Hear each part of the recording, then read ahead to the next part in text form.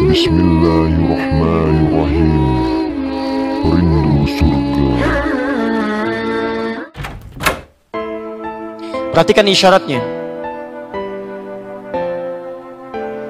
Ada banyak hadis yang menunjukkan persiapan Nabi untuk mengagendakan agenda-agenda Ramadan.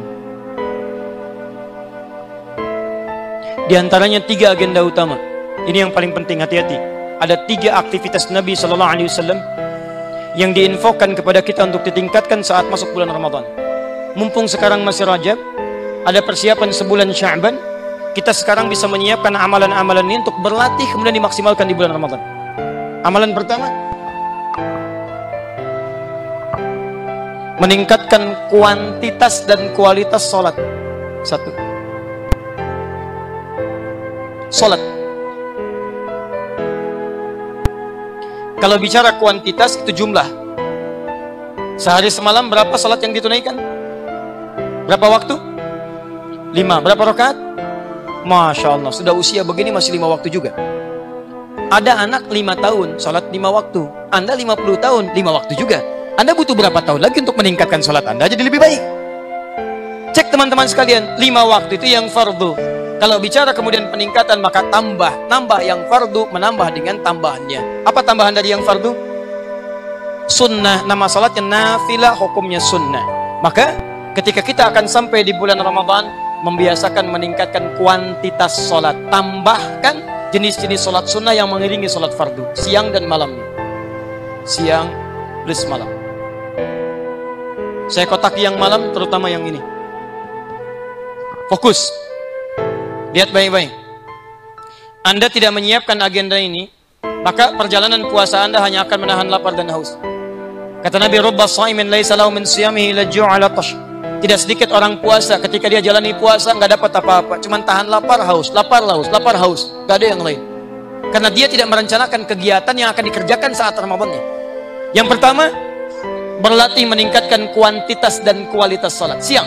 Mulai sekarang coba keluarkan jenis salat-salat yang dikerjakan pada siang hari selain yang fardu. Misal kita keluarkan dimulai awal pagi, awal subuh, 2 rakaat sebelum subuh. Kita ambil At-Tirmidzi nomor hadis 414. Man shalla 12 raka'atan, siapa yang menunaikan salat 12 rakaat fi yaumin wa lailatin, siang dan malam, mengiringi salat fardu. Awas, hati-hati. Apa jumlahnya 12 ini? 1. Arba'an qabla dhuhri, 4 rakaat sebelum zuhur. Hadisnya dimulai zuhur, 4 rakaat sebelum zuhur, qabla zuhur.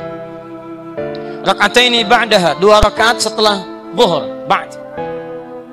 Kemudian raka'ataini ba'dal maghrib, 2 rakaat setelah maghrib. Berapa? 8. Raka'ataini ba'dal isya, 2 rakaat setelah isya. 10. Raka'ataini qabla al-fajri, 2 rakaat sebelum subuh, 12. Ini baru yang pokok. Anda bisa konsisten mengerjakan ini, kata Nabi, "Bunyalahu bihinna baitun fil jannah." Orang yang konsisten mengerjakan ini selama hidupnya, maka kalau ia wafat dengan konsistensi amalan ini, akan dibangunkan langsung oleh Allah satu rumah di surga untuknya.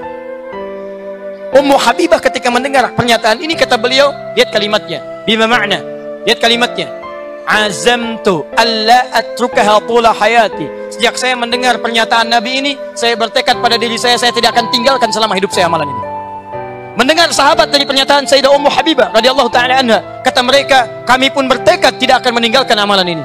Ummu Habibah, istri Nabi, keluarga Nabi, tercinta Nabi, sudah ada jaminan surga bersama Nabi, tapi ketika mendengar amalan ini, beliau masih bertekad, saya nggak akan tinggalkan.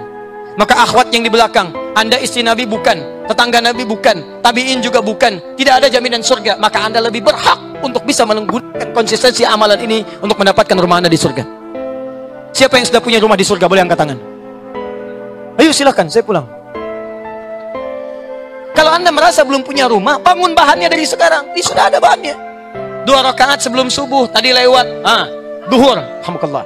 Duhur kelewat, nah nanti tunggu maghrib, ba'da maghrib kalau hidup. Makanya kalau Anda merasa bisa wafat kapan saja, ketika ada amalannya jangan tinggalkan. Sebab begitu ditinggalkan, kesempatan tidak berulang. Tidak ada yang berulang, Anda harus tunggu yang lainnya lagi. Sedangkan wafat itu tidak ada pilihan. Kita nggak bisa milih. Anda bisa duluan, saya belakangan, bisa. Bisa ditukar, saya belakangan, Anda duluan, bisa.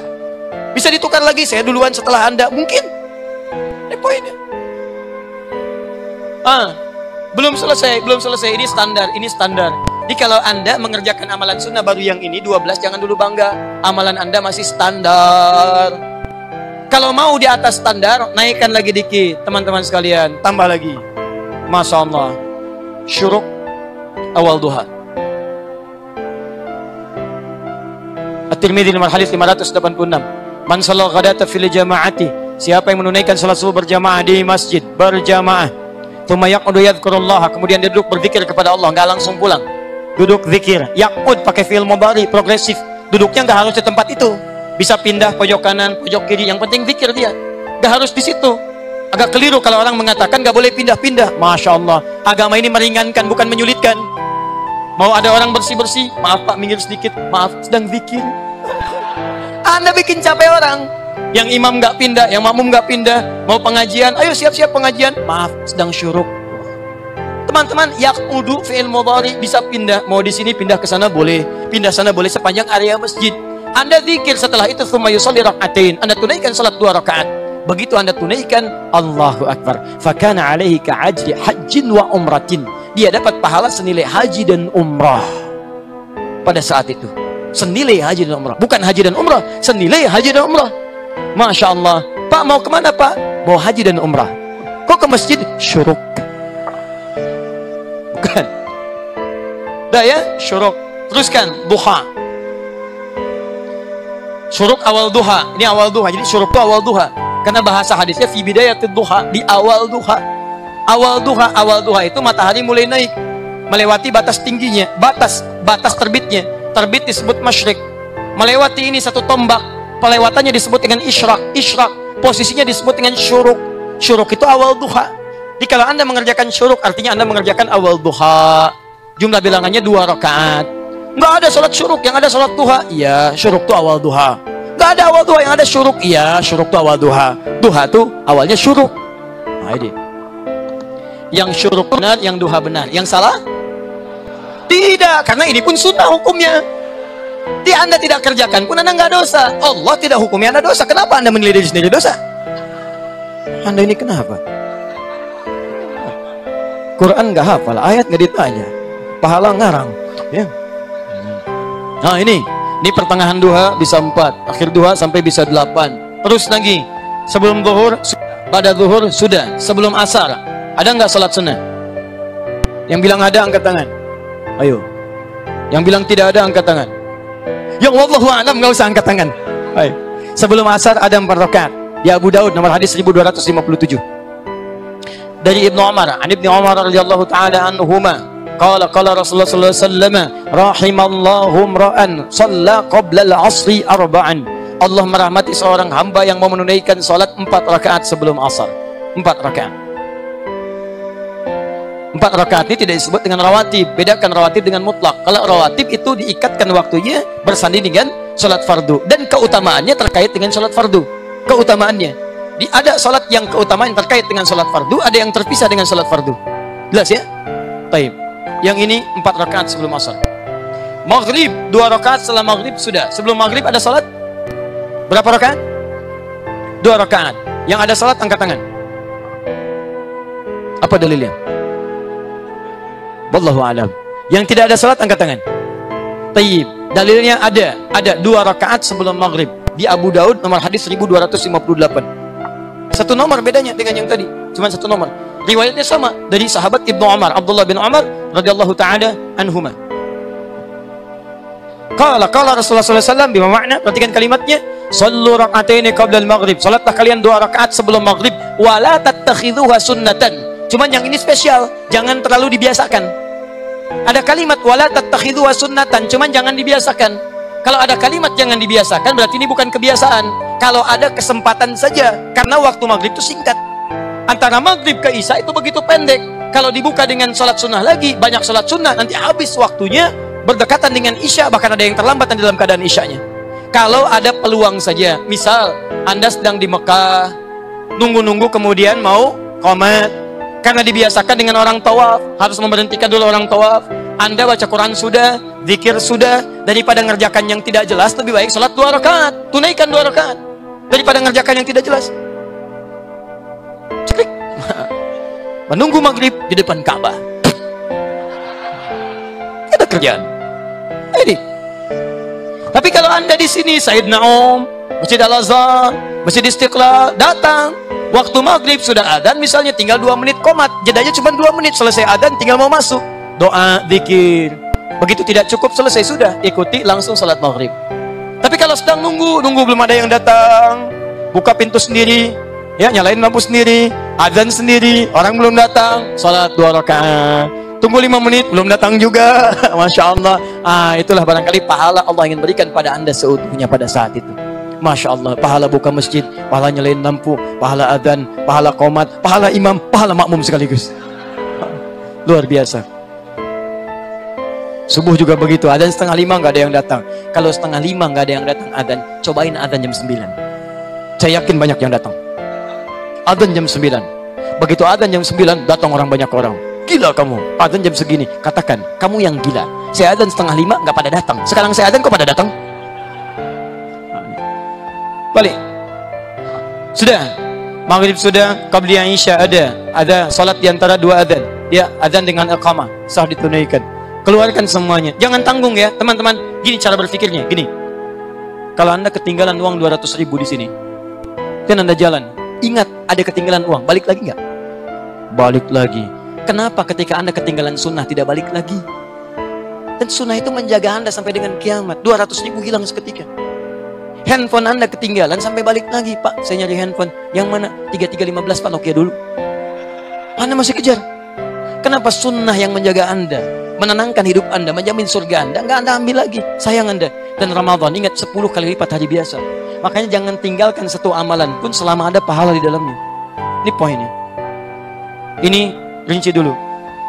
Jenis-jenis salat sunnah. Salat amalan pertama. Salat, keluarkan amalannya.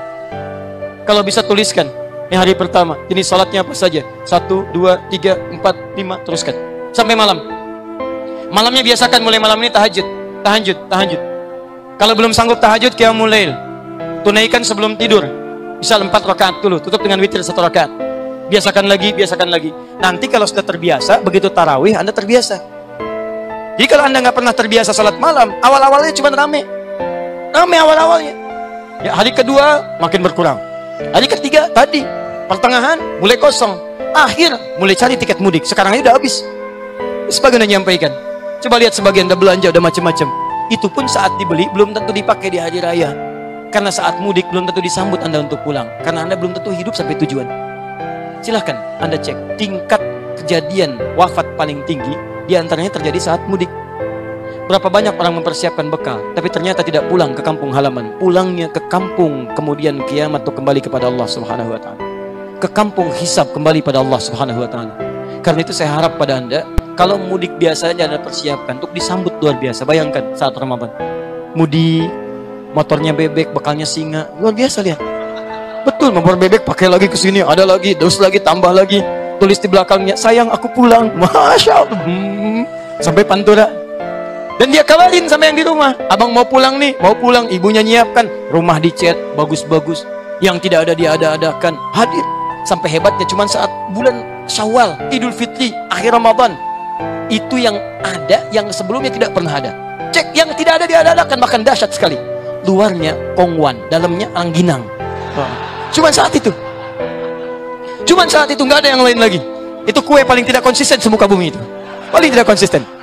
Ya, yang trompet orang Skandinavia, yang bagiannya orang Belanda. Itu kan isinya rangginang. Balik ke sini. Kenapa Anda tidak berusaha menyiapkan penyambutan Anda saat di akhirat? Ada orang yang disambut oleh Allah Subhanahu wa taala melalui malaikatnya saat dia masuk ke surga. Siapa orang-orang ini? Di antaranya orang yang menghidupkan amal ibadahnya ketika dia hadir menghadap pada Allah Subhanahu wa taala.